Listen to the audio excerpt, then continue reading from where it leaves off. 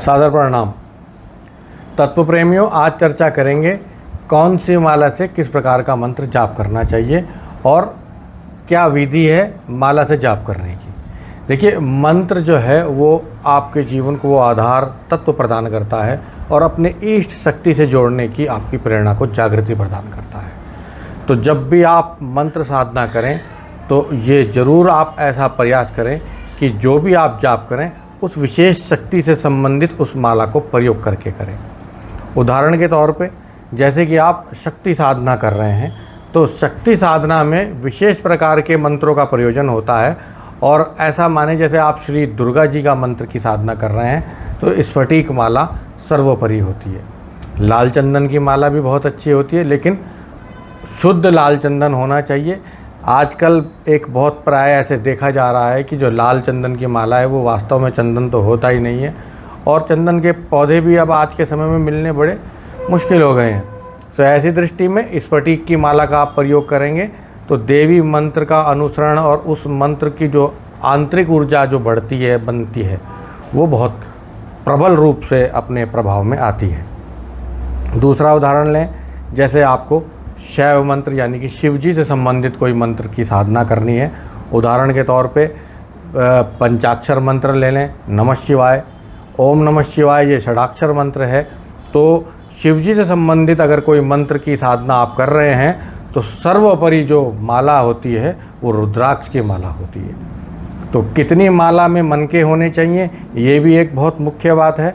तो अगर शिव जी से संबंधित जाप कर रहे हैं तो रुद्राक्ष की माला से करें और कोशिश करें कि 108 मनके वाली माला से आप शिव जी का मंत्र का जाप करें।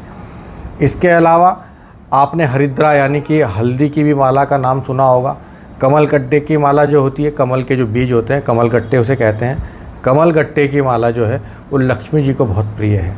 तो जैसे लक्ष्मी जी का विशेष मंत्र कोई आपने अपनी साधना में संपन्न करना है, उनसे जुड़ी हुई अपनी साधना को बढ़ाना है तो कमल गट्टे की माला का प्रयोग कर सकते हैं। तो इसी प्रकार से अन्यत्र भी कई प्रकार की, जैसे अगर आप रत्नों में देखें तो कटेले की माला का लोग प्रयोग करते हैं, संग सितारा की माला का प्रयोग करते हैं। तो ये अलग अलग देवी साधनाओं में, देवीय साधनाओं में इनका प्रयोग किया जाता है। अब बात करते हैं कि माला में मनके कितने होने चाहिए, 108। और उदाहरण के तौर पे जैसे शिव जी के आप मंत्र की साधना कर रहे हैं तो वो कैसे करनी चाहिए ये मैं थोड़ा सा आपको समझा दूं, क्योंकि जाप बताना बहुत सरल है लेकिन जब जाप को आप करते हैं तो कई प्रकार की समस्याएं आपके समक्ष आ जाती हैं कि भाई वास्तव में जाप करना कैसे है। ये तो कह दिया कि आपने जाप करना है, रुद्राक्ष की माला से करना है, लेकिन विधि क्या है, तो उस विधि पे थोड़ा सा मैं आपका आज प्रकाश डालना चाहूँगा। देखिए, जैसे कि ये 108 मनके की रुद्राक्ष की माला है और मान लीजिए आपने षडाक्षर मंत्र या पंचाक्षर मंत्र ओम नमः शिवाय का जाप आपने करना है।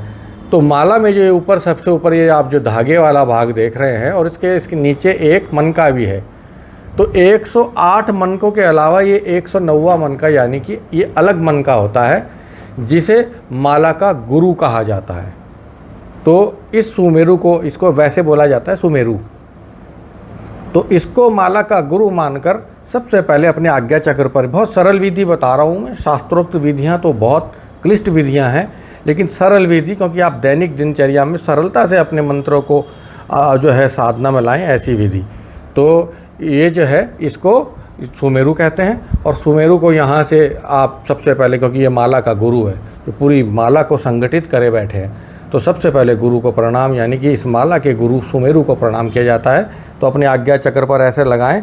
और हालांकि विशेष मंत्र है माँ माले महामाये सर्वशक्ति संविते, ऐसे वाला एक मंत्र भी प्रयोग किया जाता है। और भी अन्यत्र मंत्र है, लेकिन बहुत सरल अगर आपने करना है तो आप केवल गायत्री मंत्र बोल के भी इसको प्रणाम करें और गुरु स्मरण करके इस माला को आप आगे बढ़ाना अपने ऐसे।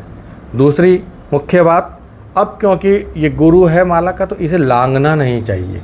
अगर ये लंघ जाता है जाप करते हुए तो ये एक तरीके से उस माला के गुरु यानी कि सुमेरु का अपमान कहा जाता है। तो इस चीज़ का बहुत ध्यान रखना है। तो अब मान लीजिए आपने यहाँ से अपना जाप आरंभ करा और एक और मुख्य चीज़, कौन सी उंगली से जाप करना है, क्योंकि बहुत बार मैंने देखा है कि कोई इस उंगली से जाप कर रहा है, कोई मध्यमा से कर रहा है और उस विधि को फिर वो संपन्नता नहीं आती है। वास्तव में जो हमारी हृदय की और सूर्य की जो प्रबल जो उंगली है वह है अनामिका है। आपको अनामिका उंगली का और अंगूठे का प्रयोग करना है। अनामिका उंगली ये हृदय की भी सूचक होती है और हृदय और आत्मा कारक भी इसे कहा गया है। तो जाप जब भी हो वह आत्मा कारक तत्व को प्रभाव देने वाला होना चाहिए और आत्मा को प्रबलता और कहते हैं कि आत्मा को ऊर्जा देने वाला होना चाहिए।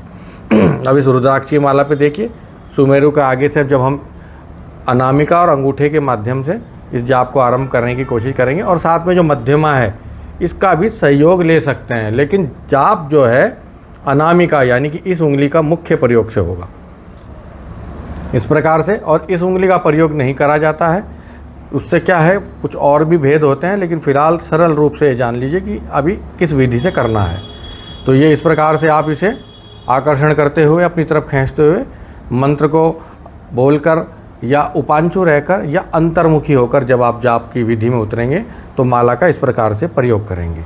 ये तो जब ये माला आपकी मान लीजिए ऐसे आप मंत्र करते जा रहे हैं, आगे बढ़ते जा रहे हैं और ऐसे करते करते जब आप इस यहाँ पर सुमेरु के निकट पहुँचेंगे जो कि माला का गुरु है यहाँ तक, तो अब इसको आगे इससे बढ़ना नहीं होता, क्योंकि इससे अगर आपने अंगूठे को ऐसे बढ़ाया तो ये सुमेरु को आप लांग जाते हैं जो कि अवहेलना होती है। तो यहीं पर इसको ऐसे रिवर्स यानी कि ऐसे पलट लेना है और पुनः इसको आकर्षण करते हुए आगे की तरफ बढ़ते हुए आप माला के जाप को ऐसे परिपूर्ण कर सकते हैं। तो इस विधि को करना है और ये एक प्रथम भेद है जो कि सरल विधि है। शुरू में आप इसका अभ्यास कीजिए, थोड़ा सा असहज लगेगा, लेकिन अभ्यास करने के बाद धीरे धीरे आपका ध्यान लगने लगेगा। और भी इसके गहरे विषय हैं, क्योंकि जब ज़्यादा माला जाप करना होता है तो किस प्रकार से माला के मंत्र के साथ आपका ध्यान बढ़े। अच्छा, एक और मुख्य बात, बहुत से लोग जब जाप करते हैं तो बहुत ज़ोर ज़ोर से करते हैं। शुरुआत में अपने उच्चारण को शुद्ध करने के लिए आप किसी भी मंत्र का इस प्रकार से जाप कर सकते हैं, लेकिन वो इतना होना चाहिए कि वो आपको सरलता से और बहुत चुभने वाला नहीं होना चाहिए। उसको बोलते हैं बाह्य रूप से जाप करना। फिर उसी मंत्र को जब आपका वो मंत्र आपको लगे कि आप वो शुद्ध होने लगा है, परिष्कृत होने लगा है, तो आप उसे उपांशु रूप में जाप कीजिए, यानी कि केवल आप ही को हो सुनाई दे, केवल आप सुने, तो उसे उपांशु कहा जाता है। तीसरा जो इसका मुख्य तत्व है, जब वो आपका मंत्र धीरे धीरे अंतर्मुखी होने लगता है, आप उसे आत्मसात करने लगते हैं, तो वह मंत्र केवल आपकी आत्मा पढ़ती है। तब केवल सुख आसन में, जो भी आप विशेष आसन में बैठे हैं उसमें बैठकर आँखों को बंद करके, और आपकी जीभ भी ना हिले, जीभ भी नहीं हिलनी चाहिए, केवल आत्मा उस मंत्र को पढ़ती रहे, ऐसी विधि में आपको उतरना होगा। तो ये 3 तरीके हैं, बाह्य, उपांशु और अंतर, और धीरे धीरे अंतर में ही आपको पहुंचना है। तो कोशिश करके इन विधियों को आप जो है समावेश में लाइएगा और आपको निसंदेह बहुत लाभ मिलेगा। नमः शिवाय।